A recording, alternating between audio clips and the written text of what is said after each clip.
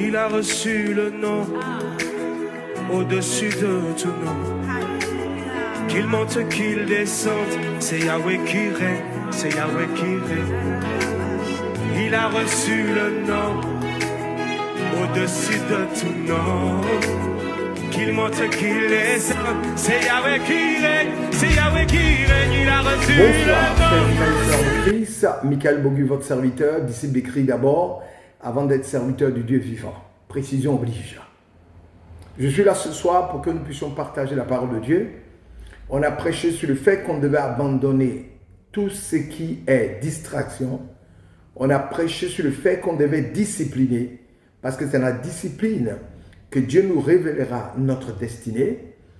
On a prêché aussi afin que l'Éternel nous aide à abandonner la peur. Nous allons prêcher en demandant à l'Éternel de nous amener à abandonner la procrastination. Pour d'autres personnes, c'est un nouveau mot, mais nous allons l'expliquer. Voilà, prions le Seigneur. Notre Père et notre Dieu, nous bénissons ton nom, nous t'élevons, nous proclamons ton règne, nous célébrons ta victoire. Merci pour ta victoire sur Satan à Golgotha, où tu as triomphé de lui pour nous donner la vie et la vie en abondance. Que tout ce qui vit, respire, qui ne proclame pas ton règne, tombe sous ton pouvoir. Paralyse toute attaque qui voudrait nous empêcher de prêcher l'évangile, donne-nous la force, soit avec nous, bénis-nous, bénis nos familles, nos frères, sœurs et connaissances, ouvre l'entendement de tous pour que nous puissions comprendre les Écritures, prêcher ces Écritures-là, toucher le cœur des êtres humains pour qu'ils viennent à toi. Notre objectif, ce n'est pas de nous faire voir, c'est que Jésus-Christ soit connu, Jésus-Christ soit révélé aux êtres humains, que tout le monde parte vers le Christ et que nous le fassions pour que Christ règne. Que l'Éternel des armées soit béni, loué, magnifié, manifesté, et que les frères et sœurs puissent être édifiés, je sois édifié dans le nom de Jésus. Alléluia. Amen. Voilà. Abandonne la procrastination. La procrastination. Voilà. Celui qui pratique la procrastination est un procrastinateur. Pour un homme, et celui qui pratique la procrastination pour une femme est une procrastinatrice. C'est difficile, procrastinatrice. Voilà. La procrastination vient d'un mot latin. Un mot latin qui veut dire pro, ça veut dire en avant, et crastinus, du lendemain. Elle a une tendance à dire oui dans un premier temps, et au moment de s'exécuter, remettre systématiquement à plus tard des actions, qu'elles soient limitées à un domaine précis de la vie quotidienne ou non. Voici ce qu'est la procrastination. Le retardateur chronique, appelé procrastinateur, n'arrive pas à se mettre au travail. Surtout lorsque cela ne lui procure pas de satisfaction immédiate. Dans le procrastinateur, c'est quelqu'un qui dit oui, allons-y, oui, il y a du travail, ok. Mais non, attends. On va le faire demain, pas aujourd'hui, on n'est pas pressé. Les origines de la procrastination. Procrastiner vient du mot latin procrastinare, qui signifie remettre au lendemain ce qu'on peut faire aujourd'hui.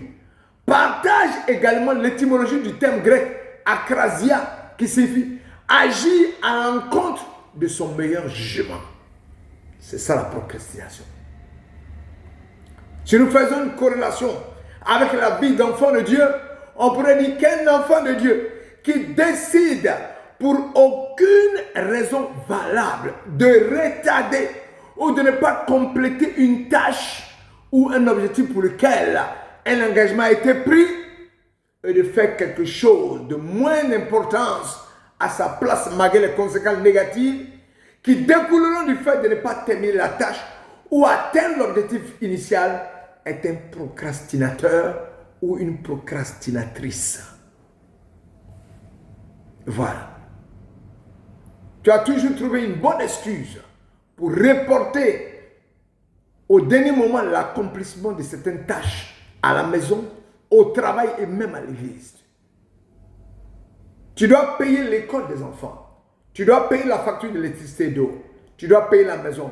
Mais tu te dis, oh, c'est pas grave, j'ai tout le temps pour le faire.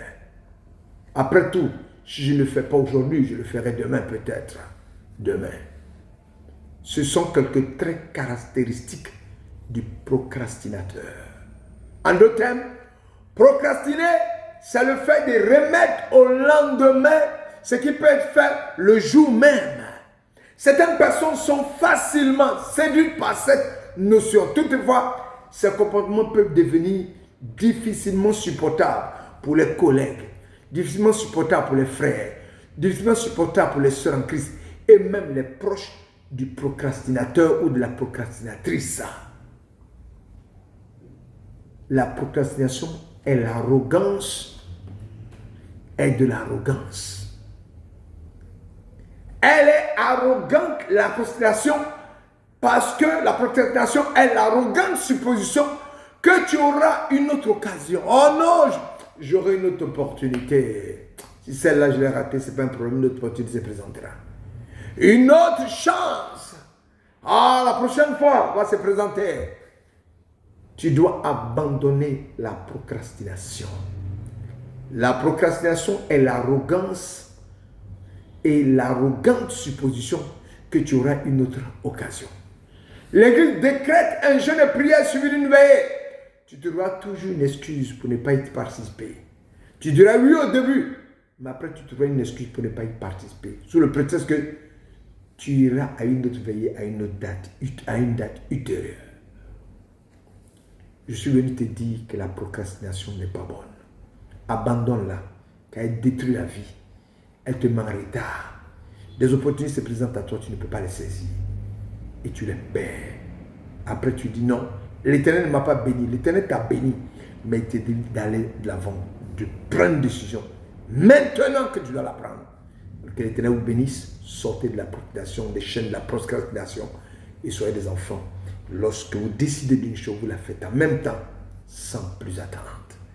Soyez bénis en vos rangs de qualité. Demain encore pour prêcher l'évangile dans le nom de Jésus.